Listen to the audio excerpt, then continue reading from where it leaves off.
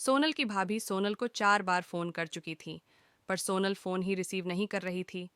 बाद में जब सोनल किचन से बाहर आई तो देखा उसकी भाभी के 4 मिस कॉल हैं लगातार। ये देखकर वह घबरा गई, क्योंकि उसकी भाभी को पता होता है कि अगर सोनल 2 बार में फोन नहीं उठाती है तो इसका मतलब यही है कि वह अपने काम में व्यस्त है और या फिर फोन से दूर है। अब सोनल का मन घबरा रहा था, क्योंकि भाभी के 4 फोन लगातार आने से उसे टेंशन हो गई थी, क्योंकि सोनल की मम्मी की तबीयत इन दिनों ठीक नहीं चल रही थी। अभी 2 दिन पहले ही सोनल अपनी मम्मी से मायके में मिलकर आई थी। फिर भी सोनल ने हिम्मत करते हुए अपनी भाभी को फ़ोन लगाया, और फ़ोन जैसे ही भाभी ने उठाया तो सोनल को रोते हुए कहा, दीदी, मम्मी जी हमें छोड़कर चली गई है। रात को अच्छे से सोई थी। सुबह आपके भैया और मैंने खूब उठाने की कोशिश की, पर वह नहीं उठी। तब हमने डॉक्टर साहब को बुलाया। फिर उन्होंने बताया कि मम्मी जी अब नहीं रहीं। दीदी, आप जल्दी से घर आ जाओ। इतना सुनते ही सोनल की आंखों से आंसू बहने लगे। पापा तो पहले ही उसे छोड़कर जा चुके थे, और अब उसकी माँ भी नहीं रही। सोनल तो बिल्कुल बेहाल हो चुकी थी। अब सोनल ने रोते रोते यह बात सक्षम उसके पति को बताई, तो सक्षम ने उसे संभाला और उसे जल्दी से कार में बिठाकर मायके ले गया। सोनल जैसे ही अपने घर पहुंची तो अपनी माँ के शरीर को देखकर उससे लिपट गई और खूब रोई। आखिर में सक्षम ने उसे किसी तरह समझाया और माँ का अंतिम संस्कार किया। सारे विधि विधान होने के बाद भी सोनल की रुलाई रुकी नहीं रही थी।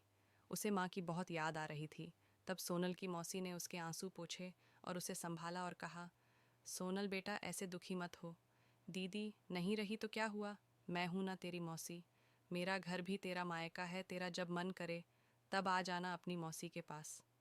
वैसे कहते भी तो है ना मौसी, मतलब माँ जैसी बेटी। मैं तेरा दर्द समझ सकती हूँ, क्योंकि तेरे पापा तो पहले ही तुझे छोड़कर जा चुके हैं और आज दीदी भी चली गई। कहते हैं ना कि माँ के जाने के बाद तो लड़कियों का मायका ही छूट जाता है। ये भाभी तो बस दुनिया को दिखाने के लिए नाम का रिश्ता होता है, क्योंकि मायका तो माँ से ही होता है।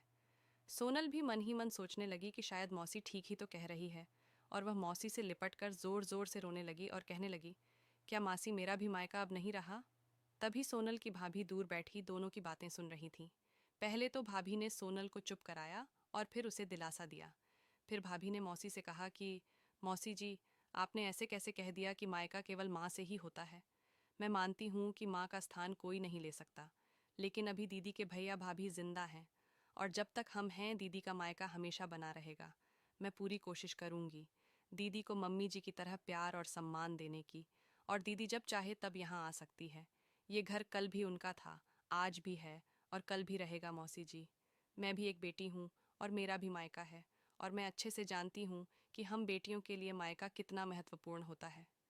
मौसी जी, आप दीदी को अपने घर ज़रूर बुलाइए, पर उन्हें अपने भैया भाभी के प्यार से दूर मत करिए। तभी मौसी ने कहा, बहू, आज के ज़माने में तेरी जैसी सोच रखने वाली भाभी बहुत कम मिलती है। मुझे माफ़ कर दे, मैंने सोनल को गलत राह दिखाई। तभी सोनल अपनी भाभी के गले लग गई और बोली, भाभी, आज आपने मुझे विश्वास दिला दिया कि भाभी भी माँ के समान होती है, और मैं संतुष्ट हूँ कि जब तक आप और भैया हो मेरा मायका सदा बना रहेगा। और किसी ने कहा है ना कि भाभी माँ के समान होती है। आज आपने मुझे इस बात का विश्वास भी दिला दिया है। दोस्तों, ज़रूर बताइएगा कहानी कैसी लगी, और अच्छी लगे तो हमारे चैनल सब्सक्राइब ज़रूर कीजिएगा।